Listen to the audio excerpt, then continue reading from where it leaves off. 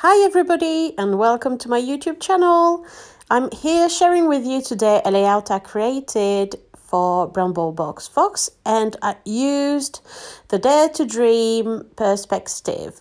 So I am sharing with you the actual entire process. So as you will see, I've changed my mind throughout. So I started by placing some of the powder from Lindy's Gang on the background. I got these from my hip kit color kit, and then I spray it with a generous amount of water, and you can see it's just magical. It just revealed itself. It's beautiful colors, really bright. I fast forward it through the drying process. I love my heat gun to dry my background because I am not patient and I don't have a lot of time to scrapbook, so I like to just go as fast as possible.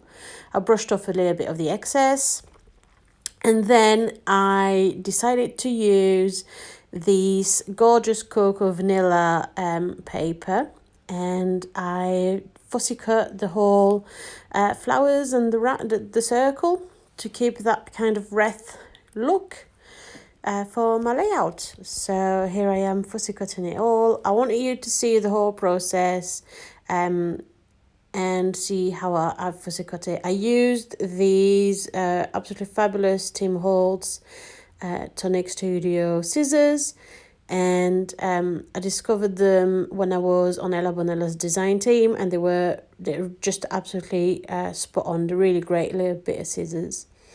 So going through all the little details, I did it quite quickly. I didn't do it with as much attention as I have done in the past, and to be fair, I was quite happy with the finishing of it. It's perfect, and I've saved a lot of time because normally I would have spent hours and hours and hours first cutting it, and I think that this way is absolutely perfect because I didn't spend as long doing it. I think it took me about 15 to 20 minutes to fussy cut this whole piece of paper. So there you go. So that's all done, and now I'm trimming the white of my photographs. So I print my photographs at home because I like them to be a little bit smaller than the usual 4x6. So I'd print them actually half and half.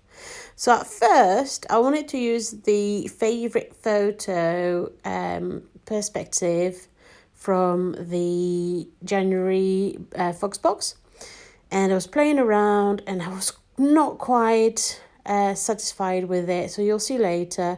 We're just playing around, layering everything. I'm happy with how the background is. I'm using some as well of the layer bits that come from the Unforgettable collection from Cocoa Vanilla Studio, and just placing everything. So happy with the wreath. I mounted it onto sticky foam pads all around, and I'll just stick it down to my background. There we go. And then I replace everything a little bit around, just still playing with the layering, playing with the layout, and I decide that that's enough for that night. And I came back the following day to it because that's something that I do quite often. If I get stuck, I just come back the following day. And overnight, I made a decision to use a Dare to Dream Perspective because it fitted the layout of the general layout of this page better, and also it fitted my story. And I then went around with, again, placing all the little details around my page, adding a little bit of dimension, and playing around with a few embellishments. So I'm adding a few leaves to make the wreath a little bit fuller, and also to bring that three-dimension effect. So sticking them down too, and just going around balancing it.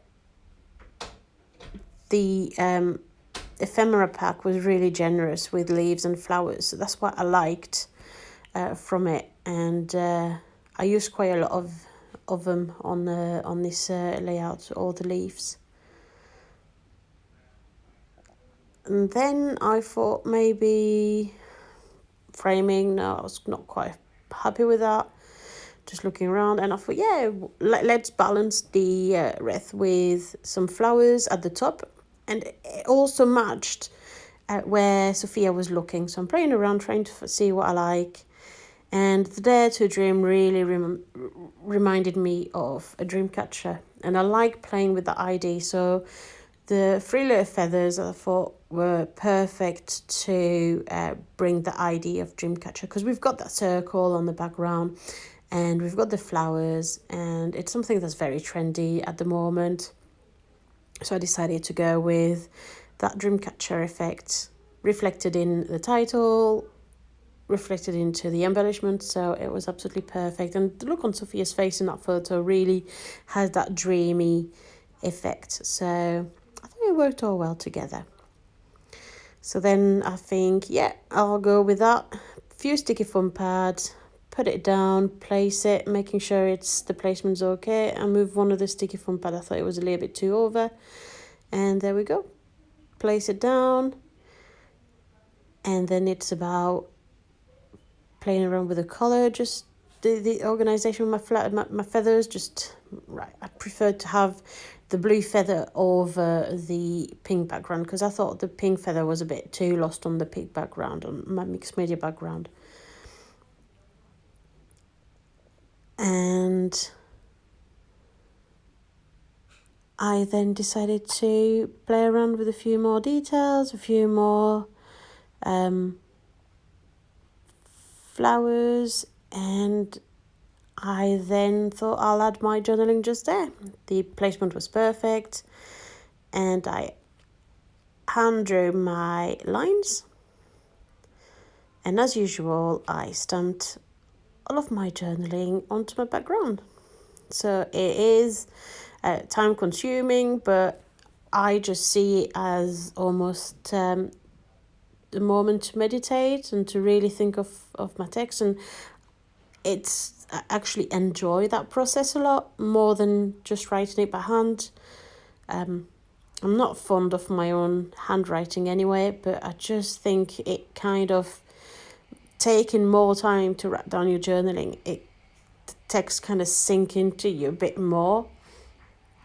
And I think I appreciate a bit more what I'm writing down. But that's my my opinion, I think, on it.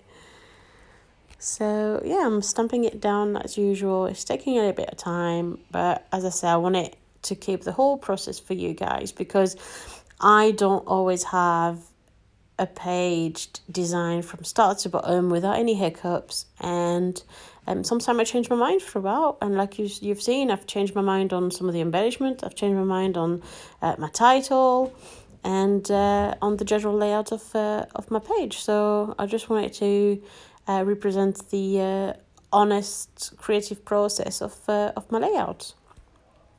I was sticking down them feathers, and I decided I wanted to add those gorgeous Perspective hearts from Bramble Fox. I'm absolutely in love with these hearts.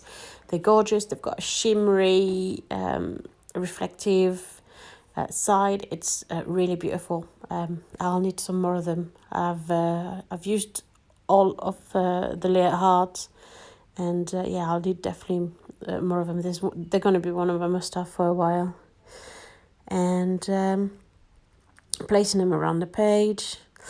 And I think after I've placed all my layer hearts, I thought that there was still something a little bit missing from my page. I wasn't quite happy that it was finished. So I played around with a few flowers, and at the same time I didn't want to take too much away from the photographs. And I thought placing the flowers on top of the photographs was taking too much away. It was covering it too much. So I decided against that. And I'm still looking around, as you see, just placing things and playing around. And in the end, I'm not happy with having something onto my photograph. So yeah, discarding the ID. I'm placing one underneath though, because for that balance, and have a little something on that side of the other photo. And that I'm actually yeah, I know something's missing, so I doodled a few hearts around, bring a little bit of black onto the layout to repeat the black of my journaling. And I'm already happier with that, just that little tiny touch of black of the little doodle heart. It really finishes it off, I thought. And that's how I decided to finish my layout. So there you go. So with a few close-ups on those perspective hearts, absolutely gorgeous. I'm in love with these arts. So thank you very, very much for watching this video, and thanks for all the love and following my channel. I really appreciate it, and see you soon. Bye.